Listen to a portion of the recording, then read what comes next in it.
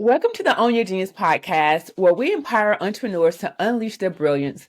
I'm your host, Attorney LaKanya Murray, and over the last few weeks, I've seen this meme that's been shared over and over again. I think it's an old meme. It's not anything that's new, but it's a meme about successful business owners who founded their businesses later in life. I mean, brands that we love. All of Toni Morrison's books, with the exception of one, were written while she was over the age of 40. Adobe, Costco, Intel, Coca-Cola, McDonald's, Geico, and GoDaddy, all their founders were in ages of 40 and 50. They were in their 40s and 50s. And I think that resonates with me because many of our clients are starting their businesses later in life. So for those of you who are considering doing the same, this episode is for you. Today, we're going to explore starting a business after 40. But before we get into this episode, make sure that you subscribe to the podcast so you don't miss any of the insights on how to own your genius. Welcome back to the Own Your Genius podcast, where we discuss building businesses, growing brands, and what else? Owning your genius. I'm your host, Attorney LaKanya Murray, owner of Off the Mark IP Solutions. Off the Mark is a boutique intellectual property firm representing innovative entrepreneurs, aka geniuses, who are looking to protect their brand and grow their business with ongoing legal support and business mentorship. We have a good one for you today, so let's get started. Aaliyah told us that age ain't nothing but a number. Well, let's talk about numbers for a minute. Let's explore why launching a business in midlife can be a game changer. We've heard that most businesses don't make it past year 5. I've heard that. Have you heard that? Let me know in the comments if you've heard those statistics. However, we got some other news. According to the Harvard Business Review, 1% of those businesses that make it to year 5 have founders that are around the age of 45 years old. Okay? And further research shows that a 40-year-old founder is 2.1 times more likely to start a successful venture compared to a 25-year-old. And I don't think this is a coincidence. The average 40-year-old has decades of experience, and don't let that decades throw you off.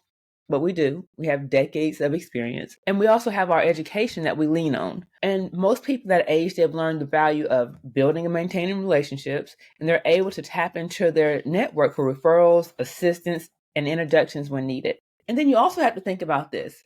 You don't make it to this big age of 40 without some type of trial and tribulations.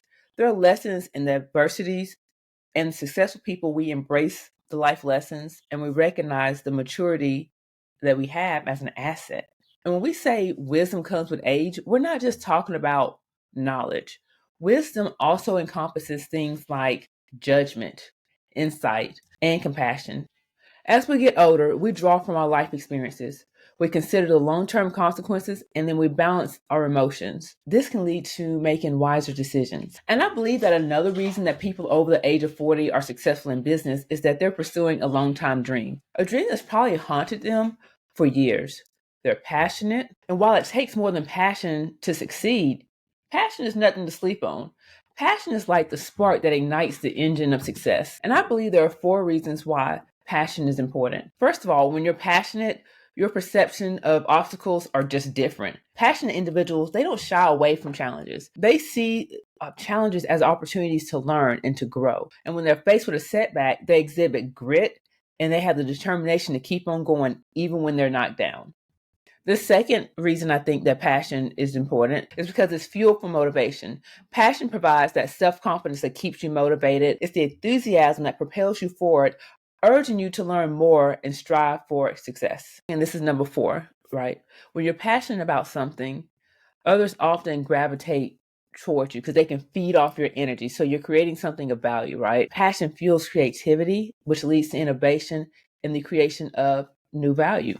And then I think it's important, and when we talk about passion, a lot of times your why is tied into your passion. And so you can remember that why, you remember that passion, you're able to weather storms because that inner fire that keeps on burning. If you can go back and remember why you started this, why you're passionate about this, when times get difficult, you won't quit as easily. You're going to be very persistent to pursue your goals, and you're not going to be deterred by challenges or setbacks. So in essence, passion is not just a feeling. It can be the driving force that propels us forward towards success. Now, with all of that being said, we talked about the advantages of starting a business over 40. We get to lean on our experience and our education. We get to depend on our network. And then we also fueled by passion. But starting a business at any age comes with hurdles. And that's just the bottom line. So let's talk about 3 specific challenges faced by older entrepreneurs. So the first challenge I believe that entrepreneurs have when they start later is their aversion to risk, and mainly the fear of financial instability. According to AARP, 6% of current and aspiring business owners have been pushed into entrepreneurship because they've lost their job or they have other necessities and they're trying to fill in that gap. And I get it. When you're accustomed to receiving a paycheck every 2 weeks and having health insurance and a retirement account, leaving all that behind can be scary, especially if you grew up with the mindset that you were supposed to graduate high school, go to college, get a good job, and stay there. If you had that drilled into your head over years and years and years, the thought of doing something different, oof, that can be really scary. So I'll say this, while the risk of financial instability, it can't be completely erased, there are some things that you can do to manage that risk while pursuing your dreams. You want to hear about it? Let's go. The first thing I would say, if you want to manage that financial risk that it takes when you get started, or just even when you're in business altogether, is you need to maintain an emergency fund. You need to set aside emergency reserves to cover unforeseen expenses or turndowns. If you have that financial cushion, it can provide a peace of mind and it can help you weather these challenges. Sometimes that will mean picking up a part-time job in order to build that fund. And that's okay. When I first started off the market, I had my general practice and then we transitioned into this. We niched down to this. But when I did that, I didn't have a database of clients. So what I did was I still practiced federal criminal law. I just didn't market it, but I was on a list of appointed attorneys and they would call me whenever there was a case. So that made sure that I had money and was able to have some security as I niched down. The second thing you can do to help you have some financial security or have a peace of mind as it comes to starting this business is build an advisory team. Assemble a team of professionals that can advise you in your business. So attorneys for legal guidance, bankers who are often overlooked but are really crucial when it comes to financial advice.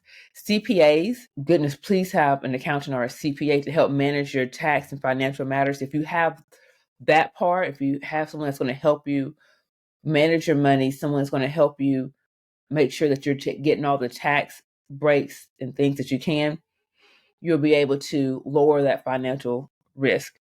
And you want to make sure that you're meeting with your advisory team on a regular basis so that you can make informed decisions. Third thing to help you manage financial risk is something that people don't think about often, and that is carrying adequate insurance. You can transfer financial risk by having the appropriate insurance coverage. So insurance helps protect your business against unexpected losses, and it's going to preserve your company's capital because you're not paying for that out of your profit or out of your revenue. Your insurance company is. Think about that. You also want to make sure you're reading your contracts thoroughly. You got to understand these fine prints in the contracts and your agreements and your financial agreements. If you can do that, then you're going to avoid surprises and you're going to make sure that you don't have any unfavorable terms that can impact your business in the short term or in the long term. And finally, what I would say is please, please, please reduce unnecessary debt. Not just in your personal life, but in your business as well. I've seen way too many entrepreneurs have overheads that were just unnecessarily high because they were hiring coaches before they actually knew where they needed help. They were buying software because someone suggested it, but it wasn't the best fit for their business. It just, and me personally, I remember one of the things that I did is I went out and got office space, which is silly because this practice off the mark has always been a virtual practice. Like even before COVID, because I live in Montgomery, Alabama. I didn't have any clients in Montgomery, Alabama. So we've always been virtual. But an unnecessary debt that I took on was getting office space because lawyers are supposed to have office space. No one came. I had an office space for over a year. And I saw 2 clients there. That was definitely a waste. Please Minimize debt wherever possible, because if you have high debt levels, can increase your financial vulnerability during economic downturns, and you don't want to have that risk. So if being risk averse is a challenge for people over the age of 40 starting a business, I would say that adapting new technology is the second challenge that they have. Navigating digital tools and platforms can be overwhelming for older entrepreneurs, but it really doesn't have to be. I would suggest that you start with what you have. Start with your smartphone, start with your tablet, start with your computer. And then that way you can explore technology at your own pace. And then as you're learning, keep this in mind. Focus on one thing at a time. I don't care if you're trying to learn, if you decide, hey, I'm going to start with social media. I'm going to learn what these platforms are. And if you choose social media, pick one platform to focus on, because remember, one thing at a time.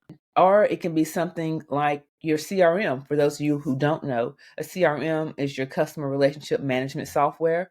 Maybe that's the thing you want to focus on, or maybe you want to learn something else. But whatever it is that you're trying to do, whatever technology that you want to incorporate in your business, make sure you don't try to learn it all at once. And then you can lean on resources like Google, YouTube, Udemy. And Udemy they have courses, some are free, some are low cost, some are high cost, but they have all different types of people in there teaching you anything you want to know. And those resources can be a low cost entryway into getting the knowledge that you need in order to embrace technology. But I will tell you this, and we kind of talked about it a little bit when we talk about the financial part. One of the most important things you need to do is to determine what technology your business actually needs. And you need to make that determination, because if you don't, I guarantee you will get shiny object syndrome. Ooh, this new thing was released. Ooh, this new thing was released. And then you're going to find yourself spending money on tools you don't even use. If you go at the end of the year, one of my highest expenses is software.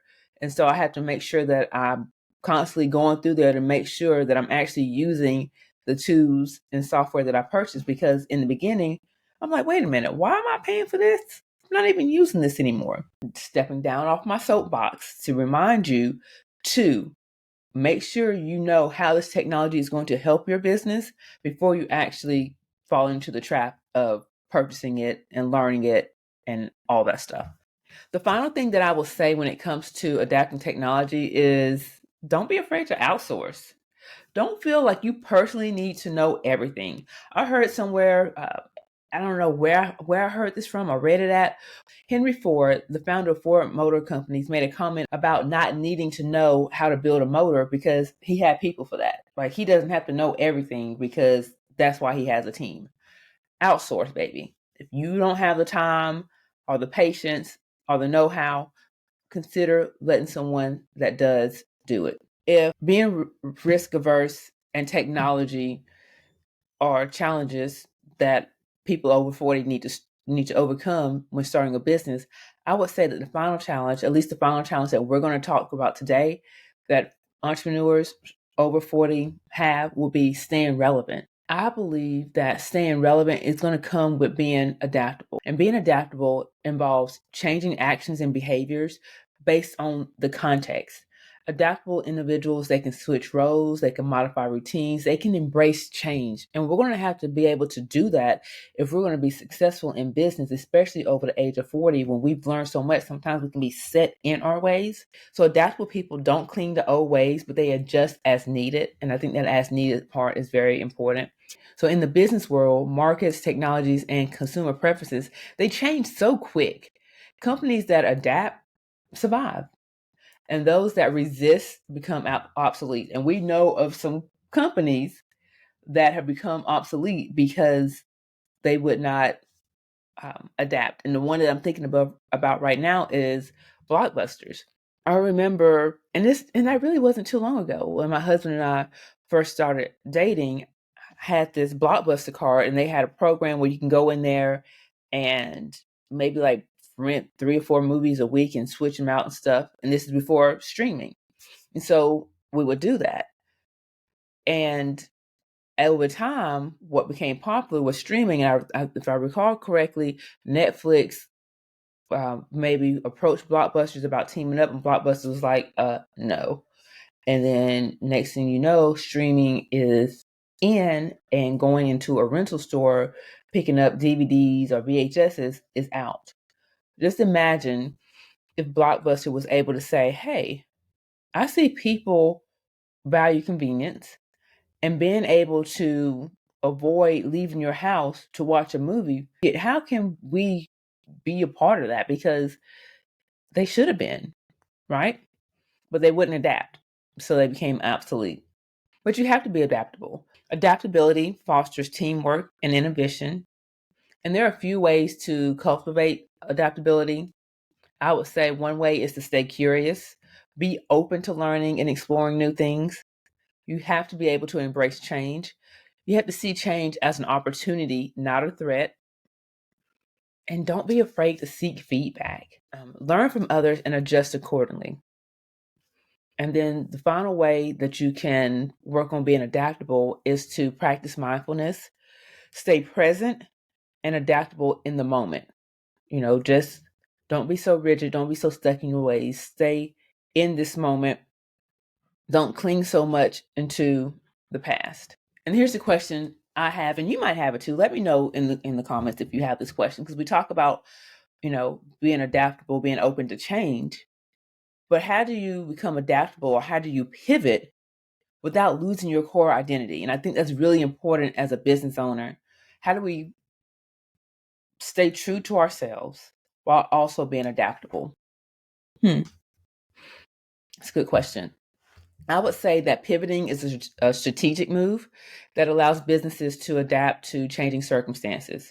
And here are a few strategies for business owners to pivot effectively without losing who they are. So the first thing I would say is to understand your core identity. Before you make any changes, you need to deeply understand your business core identity, what the values are, what the mission is, and the unique qualities that define your brand. You want to reflect on what makes your business special and what resonates with your customers. So understand what your core identity is. So how can you maintain that core identity if you don't know what it is, right? The next thing is to evaluate market trends and customer needs. You have to stay attuned to market trends and shifts in the customer behavior.